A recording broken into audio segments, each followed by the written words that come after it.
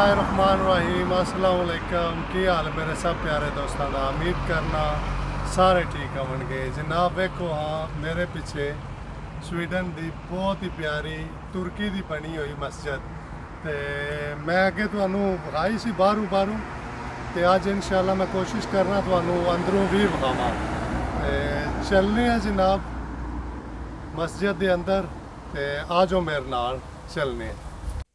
और यह वजू वाली जगह वेखो तुसी कितनिया प्यारियां उन्हें टूटियां लाइया ने, कितना ख्याल रखा गया है सफाई का सारा कोई। चलो चलने उपर मजीद तुहानू विखाने। जी दोस्तों असी मस्जिद के अंदर आ गए हैं, तो यकीन करो अल्लाह का घर इतना प्यारा बने है।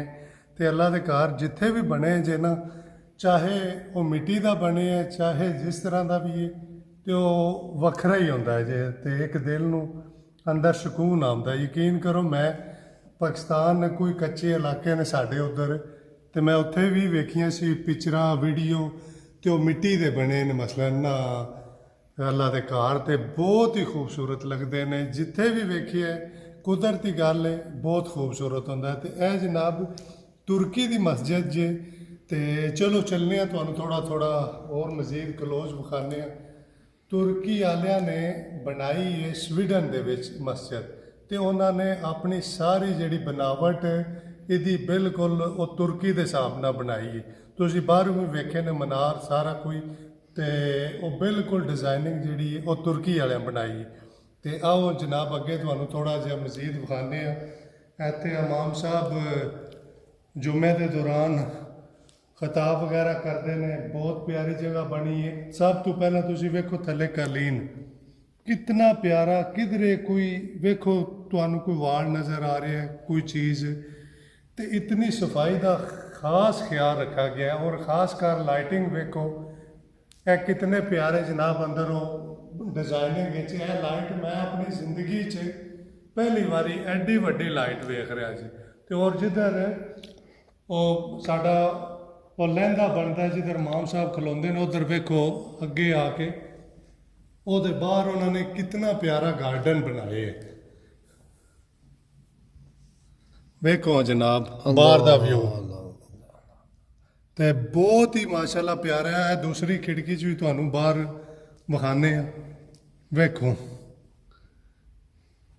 यकीन करो दिल खुश हो जाता है। तो साढ़े उत्थे माशाल्लाह इतना नहीं ख्याल रखा जाता कि यार थोड़ी जी अंदरों कम अज कम सफाई की जाए। अगर कोई कलीन है जे वो जाते कोई सीधा नहीं करते हैं। तो मजीद चलने जनाब तुहानू क्लोज करके विखाने। वेखो अल्लाह के कितने प्यारे ना और सीनरियाँ लाइया गई ने। और है जिथे इमाम साहब खलोंदे ने, वेखो बहुत ही प्यारी जनाब उन्होंने जगह बनाई है। उधर अगे तस्बीहां टंगते ने, उन्हों दियाँ वेखो कितनी किस अंदाज न टंगिया ने, कोई बंदा चुक के नहीं खड़ता। और इतने इमाम साहब खिताब करते हैं किस टाइम। और अजान वाली भी जगह तुहानू दिखाने आ जाओ जिथे अजान होंगी है। बाहर का जनाब चौं पासे उन्होंने खिड़कियां रखियां ने इतनिया प्यारियां। यह दूसरी साइड है, तो इतों हूँ तुहानू मैं गोठे चों विखाना एक बार मस्जिद का मंजर।